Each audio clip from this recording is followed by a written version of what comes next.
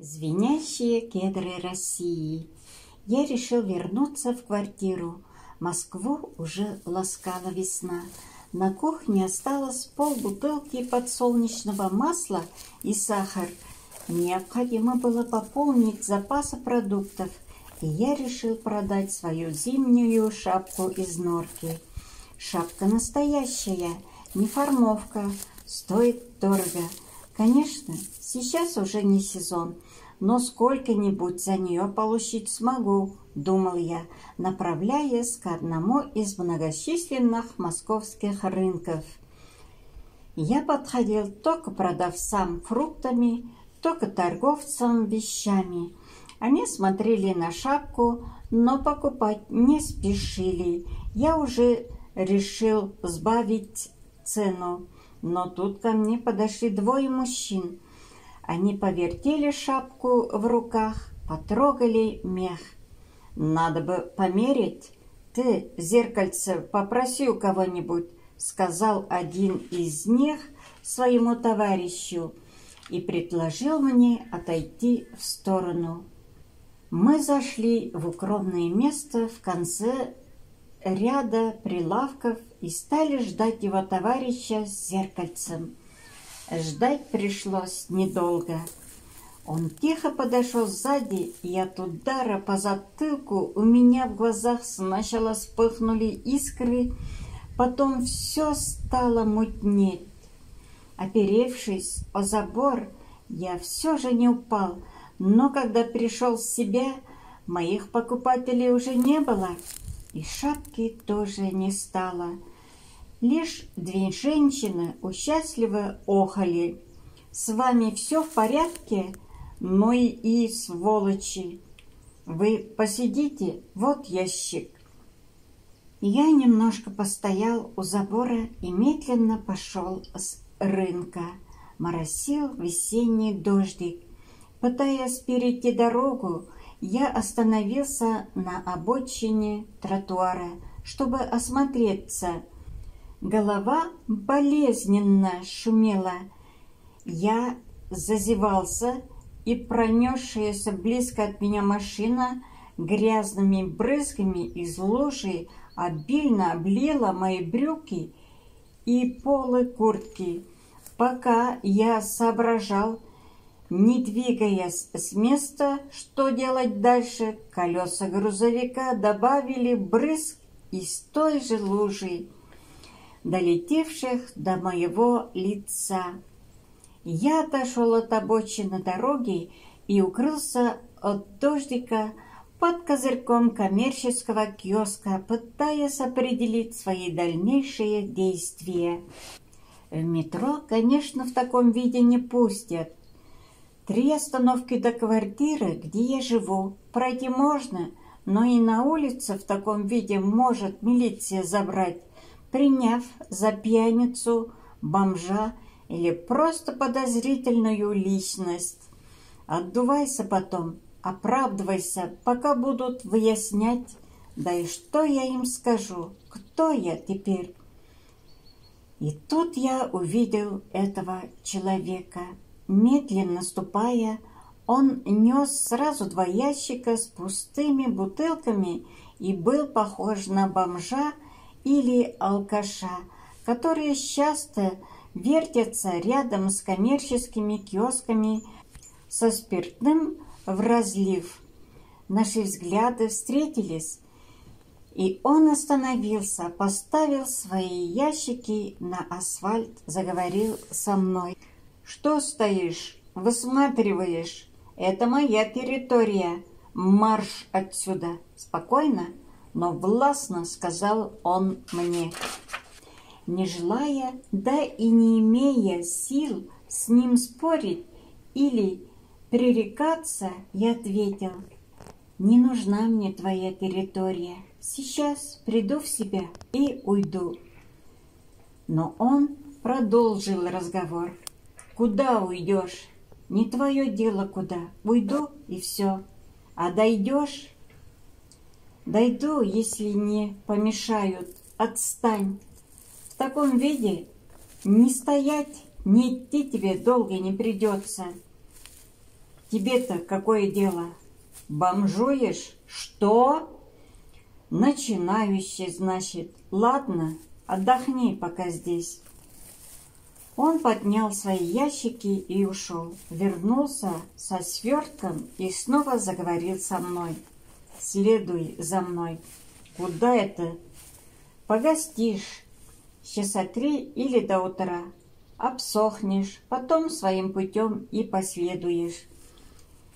Идя за ним, я спросил: далеко твоя квартира? Он ответил, не поворачиваясь: до моей квартиры уже до конца жизни не дойти. Нет у меня здесь квартиры.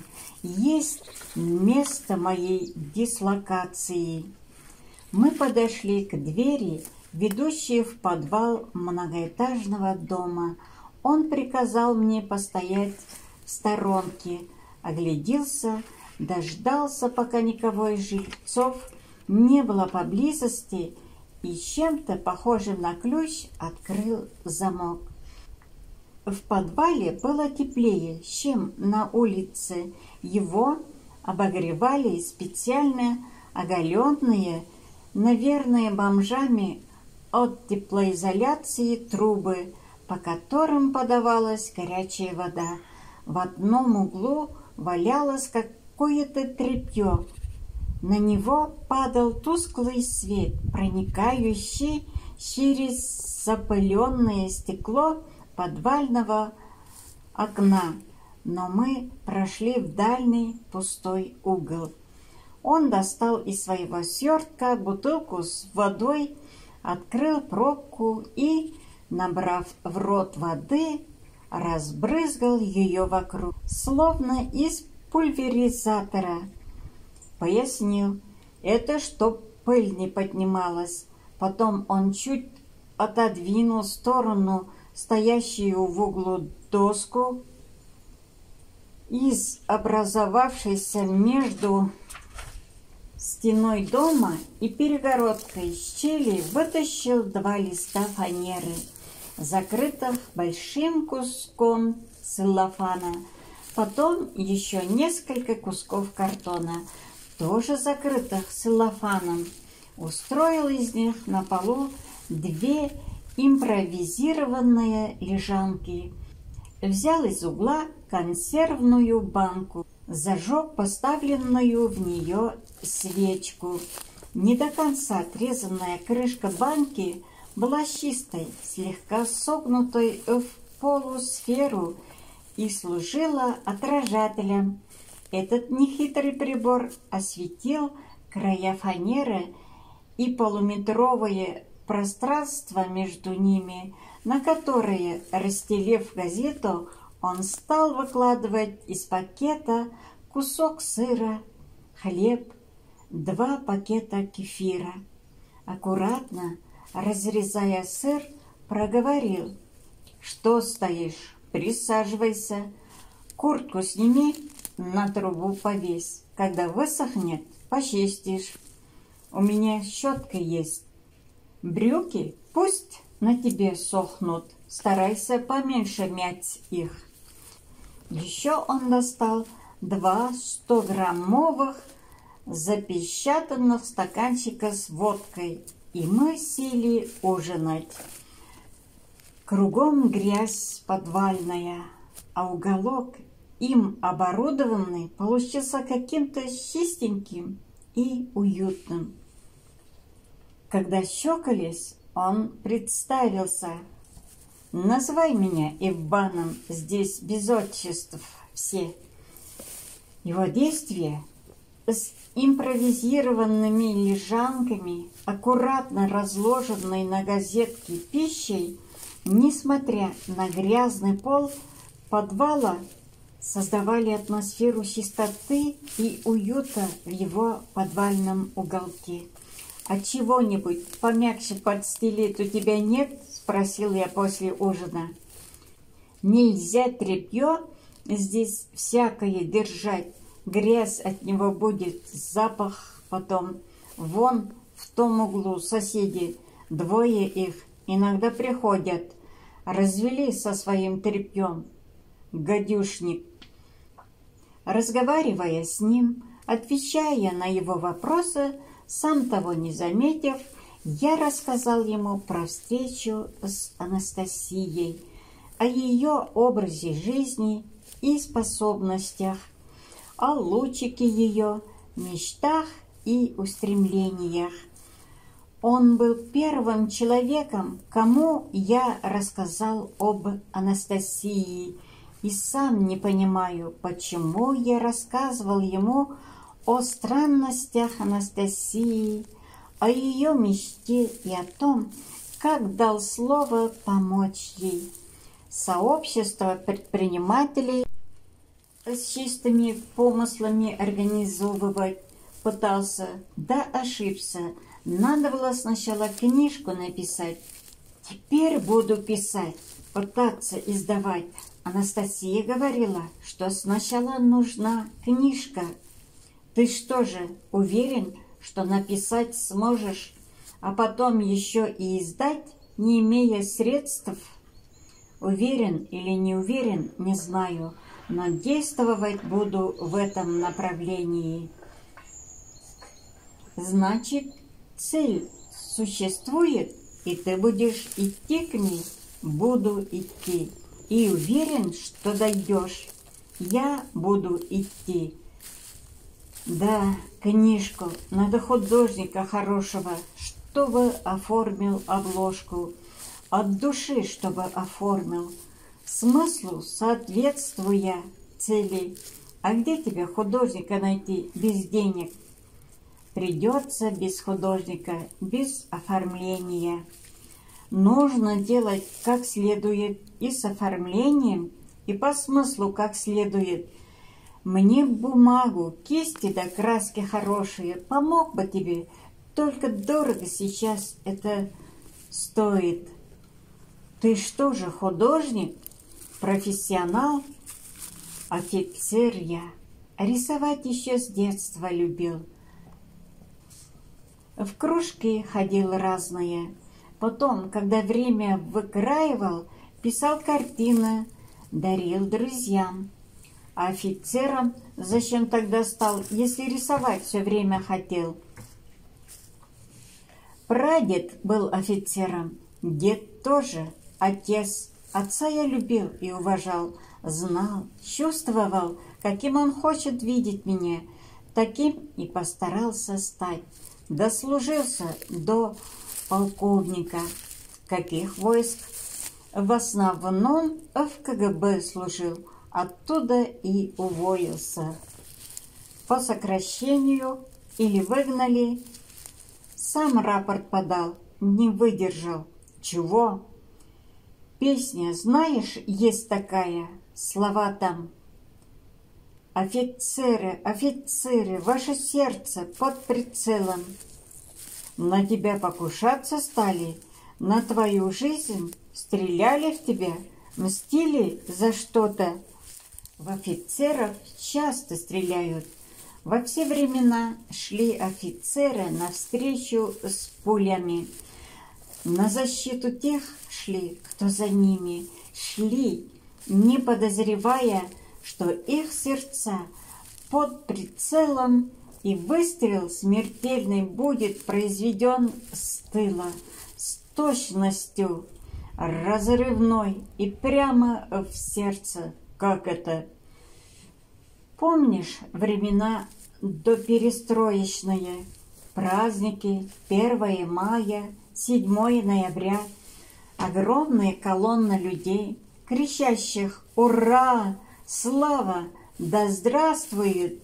Я и другие офицеры, не только из КГБ, горды были тем, что являемся щитом для этих людей.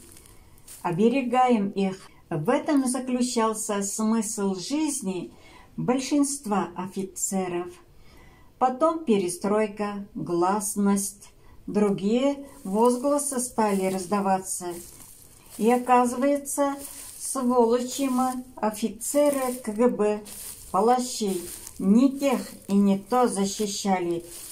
Те, кто в колоннах под красными знаменами раньше шли, а в другие колонны построились, под другими знаменами ходить стали, а виновниками нас определили. Жена у меня на 9 лет младше, красавица, любил ее, да и сейчас люблю. Она гордилась мной, сын у нас родился, единственный, что называется, поздний ребенок. 17 ему сейчас. Он тоже мной вначале гордился, уважал. Потом, когда началось все это, жена молчаливой стала, в глаза не смотрит. Стыдиться жена меня стала. Я рапорт подал, в охрану коммерческого банка перешел. Форму подальше спрятал, но немые вопросы висели все время в воздухе и у жены, и у сына. А на незаданные вопросы ответить невозможно. Ответы они видели на страницах газет и экранах телевизоров. Оказывается, кроме как дачами собственными да репрессиями, мы, офицеры, ничем и не занимались. Но ведь шикарные дачи военачальников правда по телевизору показывали, натуральные, не рисованные.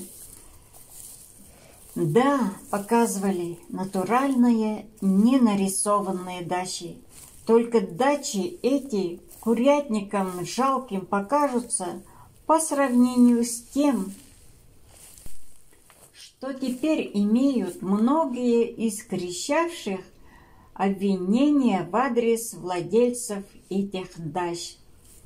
Ты, вон, теплоходом владел, и намного большим, чем дача генеральская. А ведь этот генерал сначала курсантом был, окопы рыл, потом лейтенантом из казармы в казарму кочевал, а дачу, дом ему, как и всем, для своих детей хотелось иметь. И кто знает, сколько раз ему приходилось скакивать ночью из теплой постели той самой дачи, чтобы оказаться в полевых условиях. Раньше на Руси ценили офицера, поместья жаловали. Теперь решили, что и дачки с 15 сотками земли для генерала много. Раньше по-другому все жили, по-другому все, но обвинялись среди прочих в первую очередь непременно офицеров. На Сенатскую площадь офицеры вышли. О народе думали. Офицеров этих на виселицу, потом в рудники, в Сибирь. Никто на их защиту не встал. За царя, за отечество в окопах с германцами сражались, а в тылу уже готовили для них встречу революционные патриоты, вгоняя в затворы пули для их сердец, пострашнее свинцовых. Белогвардейцы, изверги, так называли вернувшихся с войны офицеров, пытавшихся навести порядок. Кругом хаос, все рушится, все прежние ценности, материальные и духовные, сжигают, топчут. Трудно им, тем офицерам, было. Вот и шли они, надев форму офицерскую, на чистое белье, в психическую атаку шли. Знаешь, что такое психическая атака? Это когда пытаются испугать противника. Я в кино видел, в фильме Чапаев. Белогвардейские офицеры строем идут, а по ним из пулеметов строчат. Они падают, но другие ряды снова смыкают и идут в атаку. Да, падают и идут. Но дело в том, что они не атаковали. Как это? Зачем же тогда шли? В военной практике итогом, целью любой атаки является захват или физическое уничтожение противника, и желательно с наименьшими потерями атакующих. Идти на пулеметы, укрывшихся в окопах, можно было только в том случае, если сознательно или подсознательно поставить иную цель. Какую? Может быть, действуя вопреки логике военного искусства, ценой своей жизни показать, призвать стрелявших одуматься, убивая их, идущих, понять и не стрелять в других. Но тогда их смерть похожа на смерть распятого на кресте Иисуса Христа. Похоже. О Христе мы еще как-то помним. Безусых, корнетов и генералов, идущих в том строю, забыли. Может быть, и сейчас их души, одетые в чистое белье и форму офицерскую, стоят перед выпущенными нами пулями и просят, взывают одуматься. Почему к нам взывают, когда в них стреляли? Нас еще и не было. Тогда не было. Но пули и сегодня летят, новые пули. Кто, если не мы, их выпускает? Действительно, летят же пули и сегодня. И чего они столько лет все летят? А из дома ты зачем ушел? Не выдержал взгляда какого. Телевизор смотрели вечером. Жена на кухне была. Мы с сыном вдвоем смотрели. Потом одна из этих политических передач началась, а КГБ говорить стали. Понятно, поливали смело. Я газету специально взял, вид сделал, что читаю, будто неинтересно это мне. Хотел, чтобы сын переключил на другую программу. Политикой он совсем не увлекался, музыку любит, а он не переключает. Я газетой пошелестел, украдкой на него смотрю и вижу, сын мой в кресле сидит, руки его подлокотники вцепились так, что белыми стали. Сам не шелохнется. Я понял, он не переключит. Еще сколько мог держался, закрывшись газетой. Потом не выдержал, смял газету, отбросил ее в сторону, резко встал и выкрикнул: «Ты выключишь, наконец, выключишь?» Сын мой тоже встал, но к телевизору не пошел.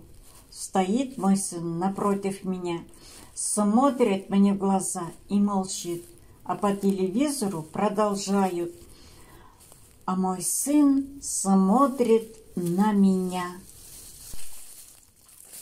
Ночью я им записку написал. Ухожу на некоторое время. Так, мол, надо. И ушел навсегда.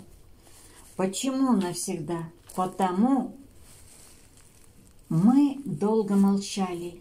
Я попытался поудобнее устроиться на фанерке и вздремнуть, но он снова заговорил. Значит, Анастасия говорит, перенесу людей через отрезок времени темных сил? Перенесу и точка? Да, говорит, и верит сама, что это получится у нее. Полк бы ей отборный, я солдатом пошел бы служить в этот полк. Какой полк? Не понял ты. Она же насилие отрицает. Она убедит, как-то хочет людей. Лучиком своим пытается что-то сделать. Думаю, чувствую, она сделает. Многие захотят быть лучиком. ее обогретыми. Да немногие поймут, что самим тоже нужно немного мозгами шевелить. Помогать Анастасии нужно, она одна, даже взвода у нее нет. Тебя вот призвала, попросила, а ты в подвале, как бомж, валяешься, тоже мне предприниматель. Ты тоже вот КГБшник, валяешься тут. Ладно, спи, солдат. Холодновато в казарме твоей. Что ж, бывает и такое. Сожмись, комочек, тепло сохраняй. Потом он встал, достал из проема пакет целлофановый, укрыл меня чем-то вытащенным из пакетика. В тусклом свете свечи блеснули рядом с моим лицом 3 звезды на погоне кителя. Стало теплее под кителем, и я уснул. Сквозь сон слышал, как пришли бомжи в свой угол с тряпьем и требовали у полковника бутылку за мой ночлег.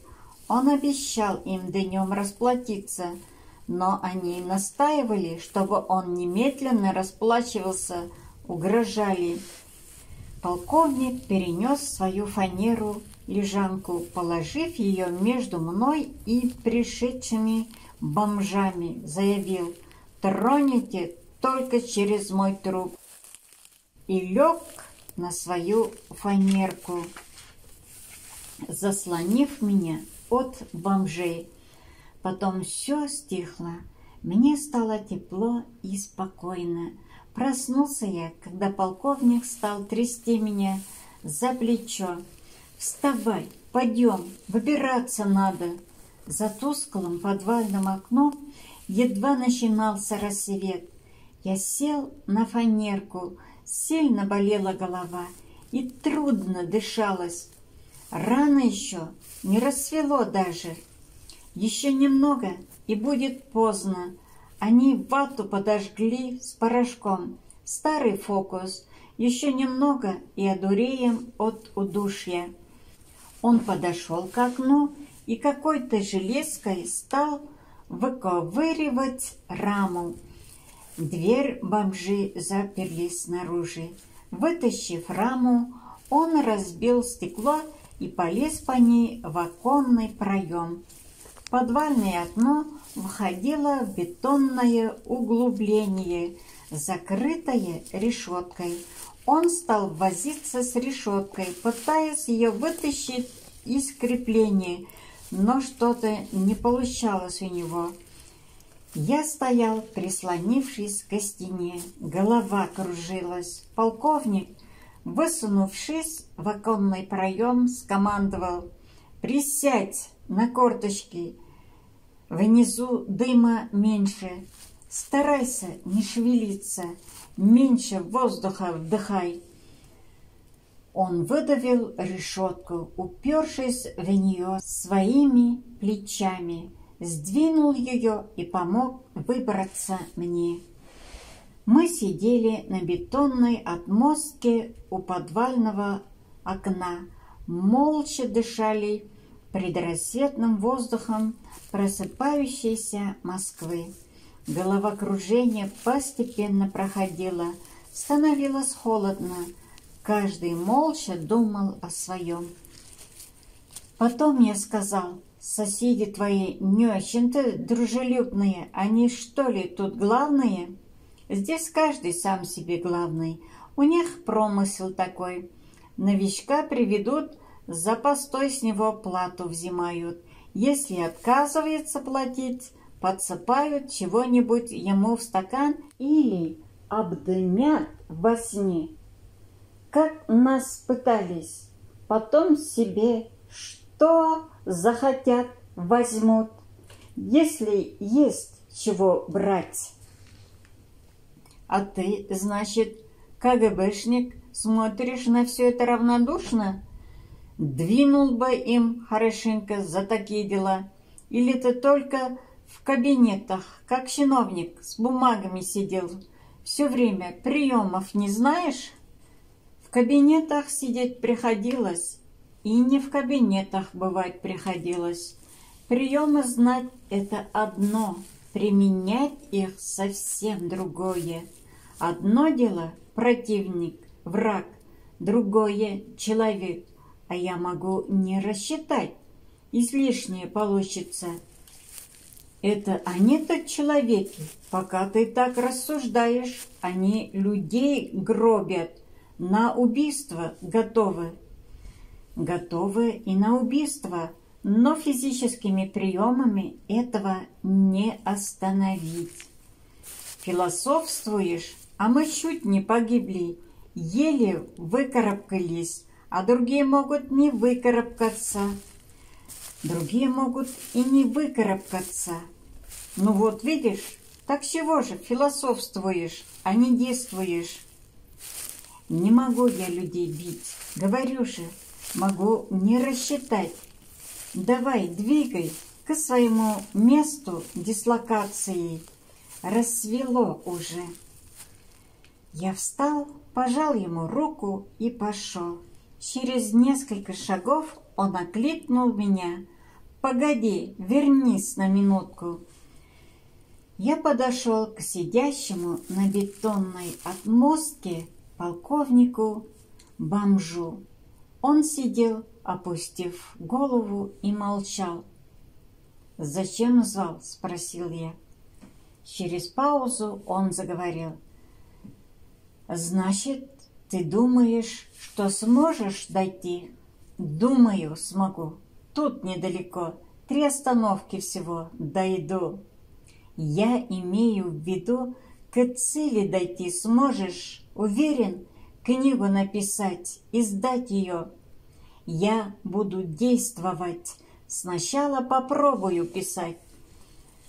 «Анастасия, значит, сказала, что у тебя должно получиться?» «Да, она так сказала».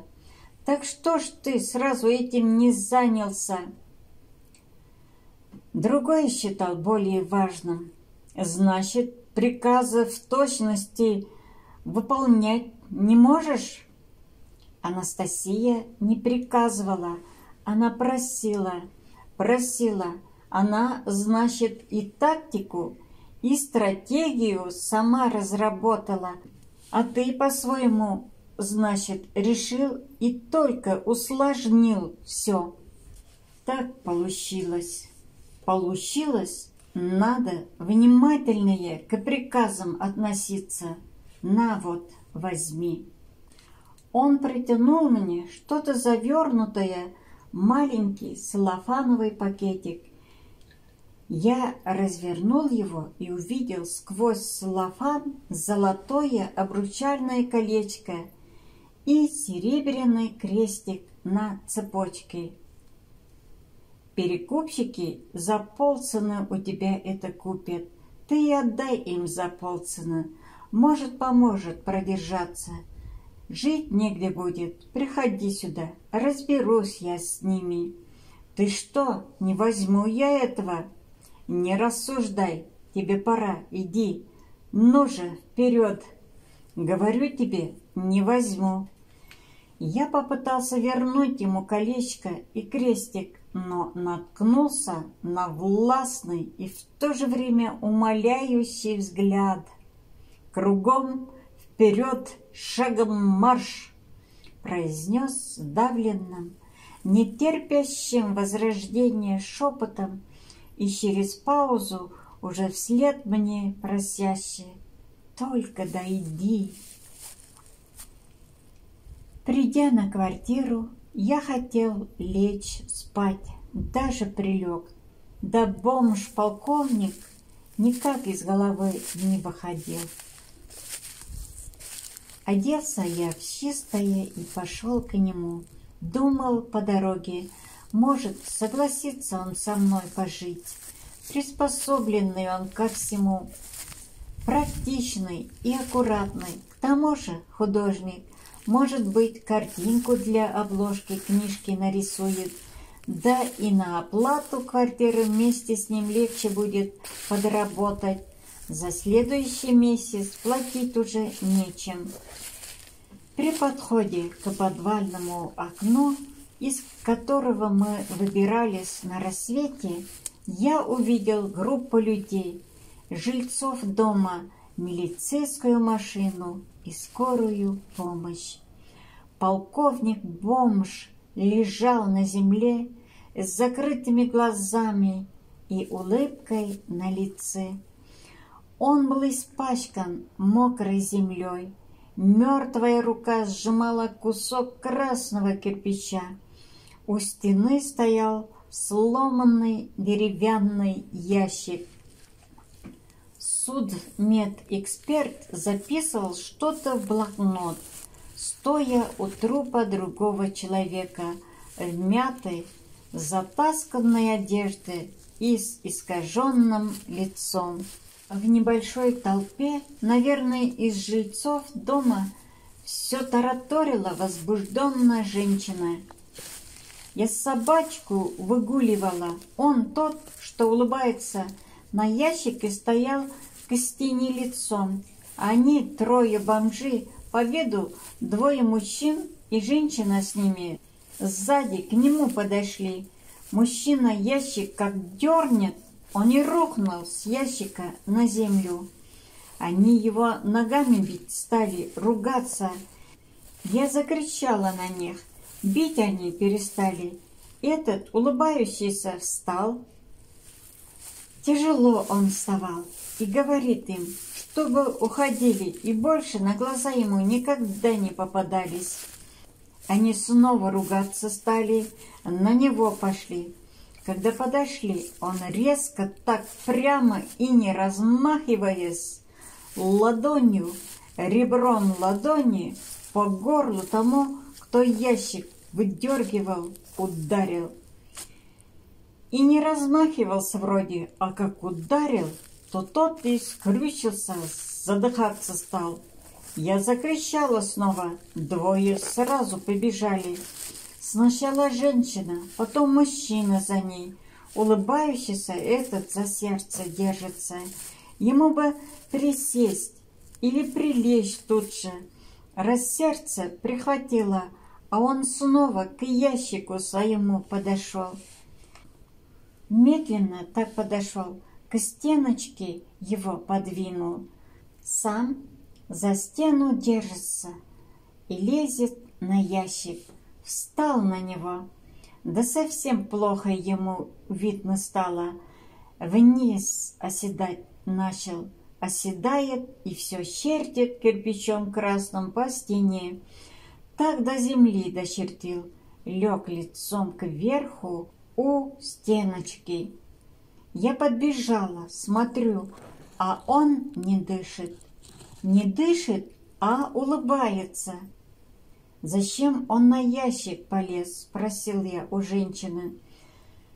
«Да, зачем он лез? Раз сердце прихватило», – переспросили из толпы.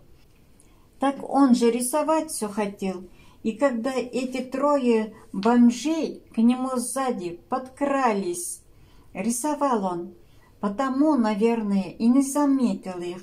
Я с собачкой своей долго гуляла, а он все время на своем ящике стоял и рисовал.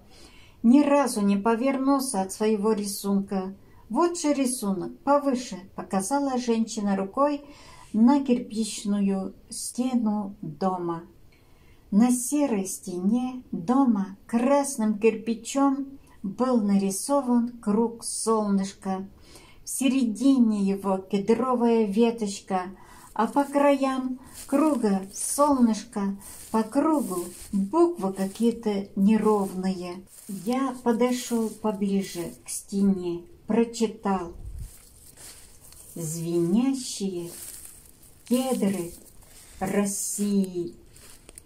Еще лучики шли от солнышка.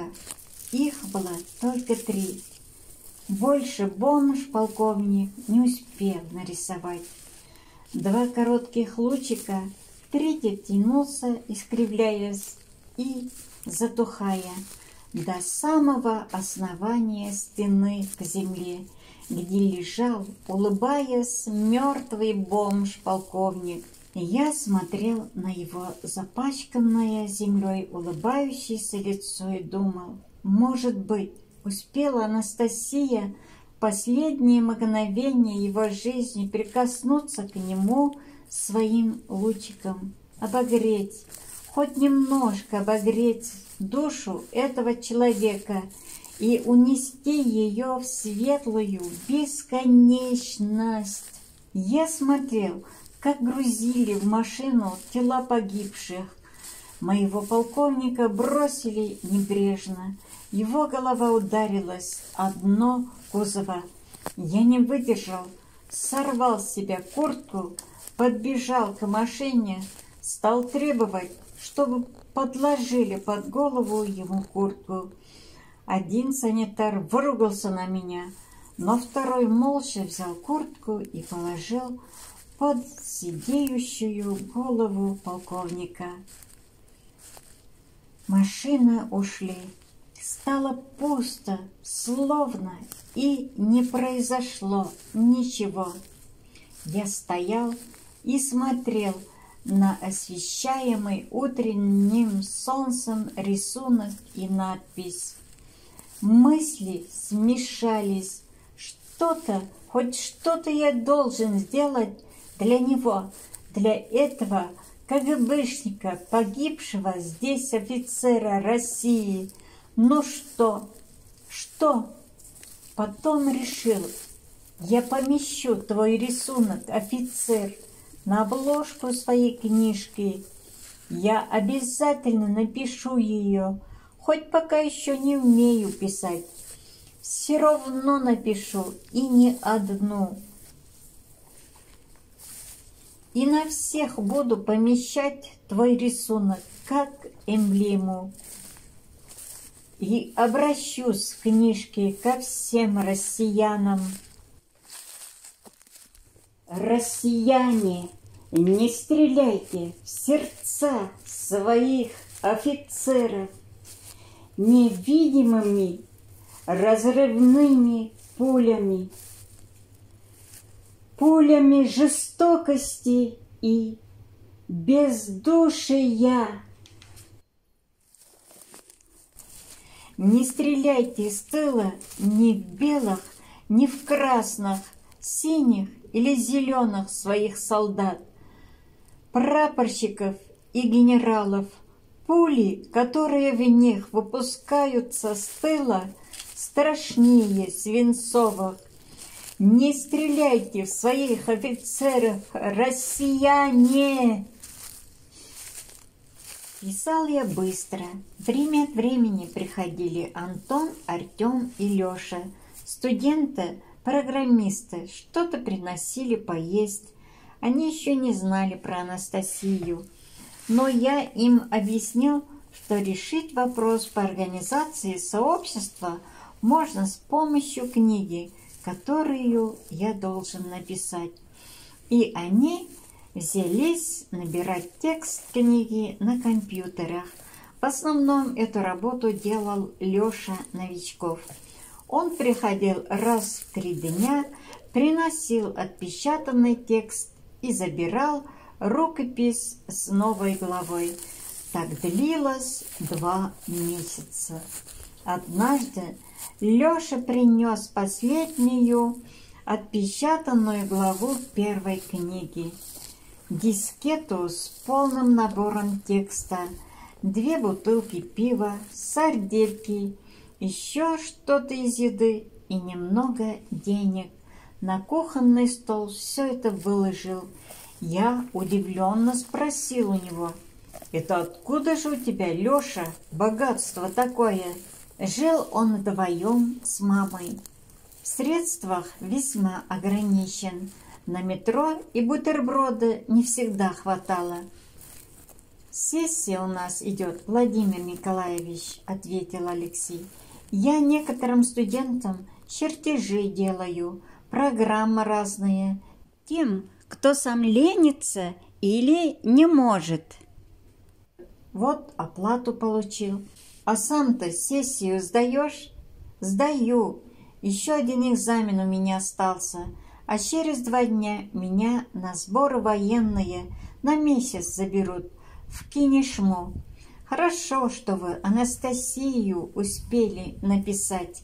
Теперь, если что-нибудь исправлять будете, Артем допечатает. Антон уже на сборах. Как же ты, Леша, успевал экзамены сдавать, чертежи другим чертить, программы делать и еще Анастасию каждый день набирать и распечатывать?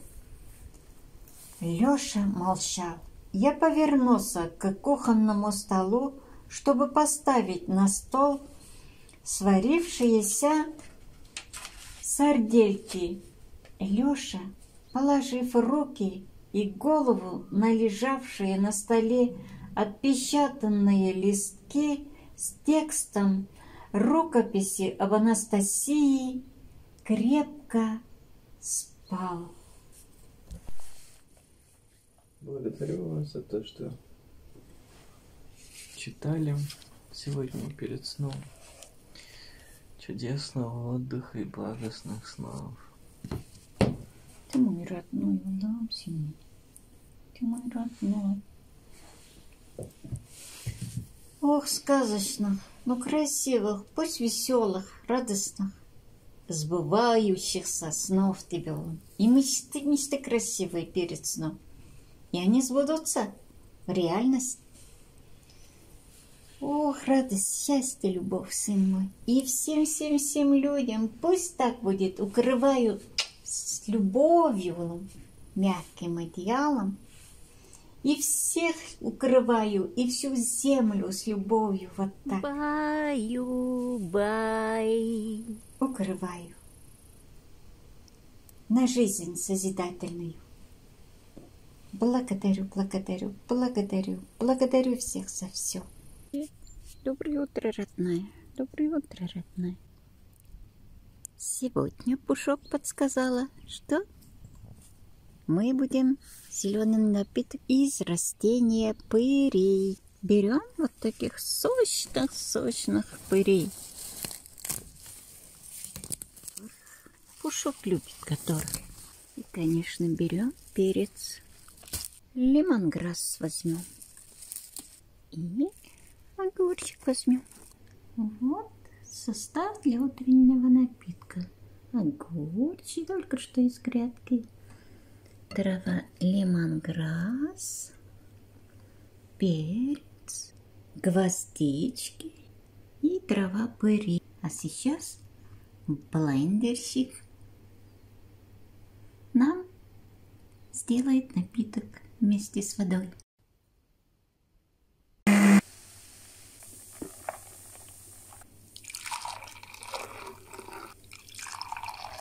Наш утренний волшебный, зеленый, витаминный, чудеснейший красавец напиток готов.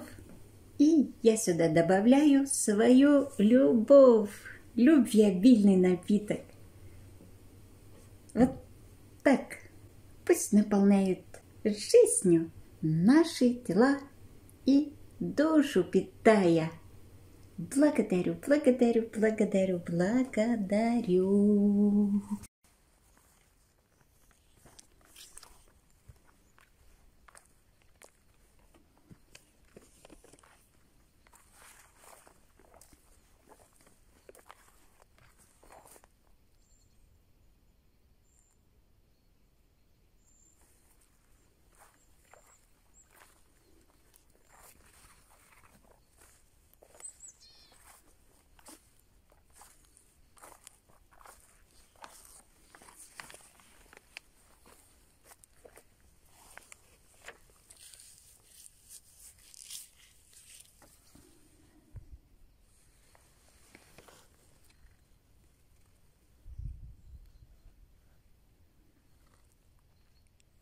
Красавица Россо. Сейчас лицо помоем росою утренней. Искупаемся в водичке. Утреннее омовение.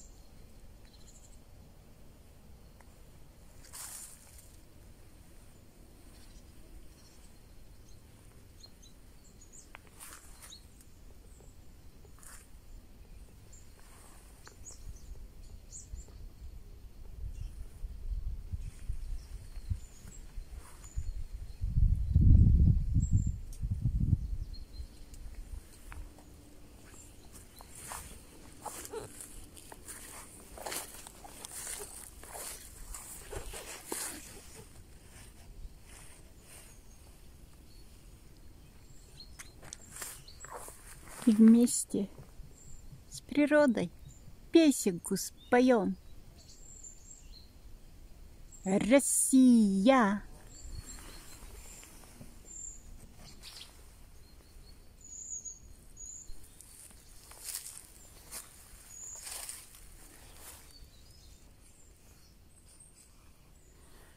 В просторах сердец рассияет жизни могущество, оповещает.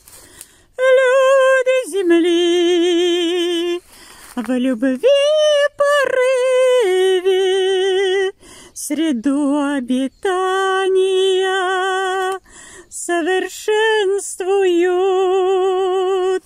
Люди земли в любви порыве среду обитания совершенствуют. Россия, Россия, святая земля, на добрую жизнь благословенная. Россия, Россия,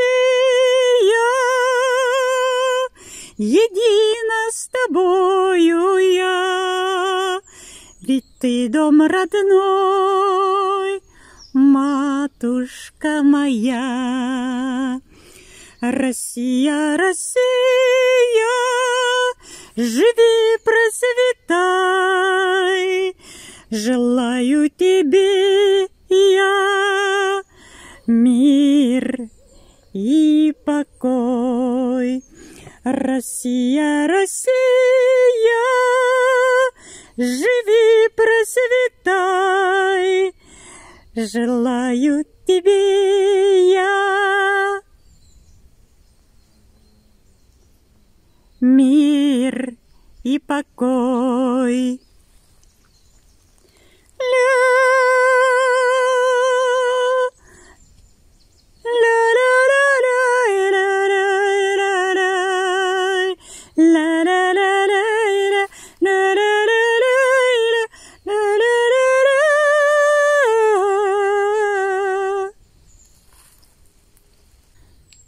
Мир и покой, мир и покой. Россия, Россия, живи, процветай, желаю тебе я мир.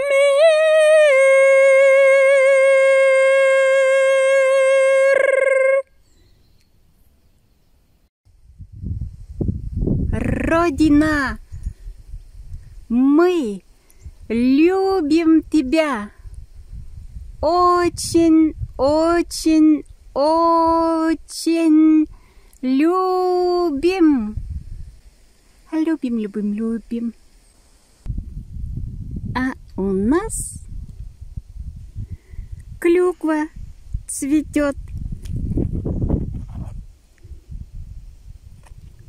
Сентябрь месяц.